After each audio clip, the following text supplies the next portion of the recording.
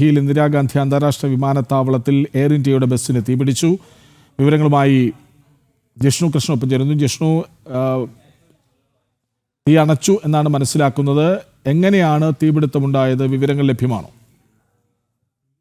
ഡൽഹി വിമാനത്താവളത്തിൽ ടെർമിനൽ 3-ൽ നിർത്തിയിട്ടിരുന്ന എയർ ഇന്ത്യയുടെ ബസ്സിനാണ് തീപിടിച്ചിട്ടുള്ളത്. തീപിടുത്തത്തിന്റെ കാരണം പ്രാഥമിക റിപ്പോർട്ടോ അന്വേഷണ റിപ്പോർട്ടോ ഒന്നും തന്നെ ഇതുവരെ പുറത്തുവിട്ടിട്ടില്ല. എയർ ഇന്ത്യയുടെയും ഈ ട്രാൻസിറ്റ് ബസ്, അതായത് യാത്രക്കാരെയും ലഗേജുകളും എല്ലാം കൊണ്ടുപോകുന്ന ബസ്സിനാണ് തീപിടിച്ചിട്ടുള്ളത്. ടെർമിനൽ 3-ൽ വിമാനങ്ങൾ പാർക്ക് ചെയ്യുന്ന സ്ഥലത്തിന് ഏകദേശം സമീപമാണ് ഈ ബസ് നിർത്തിയിട്ടിരുന്നത്.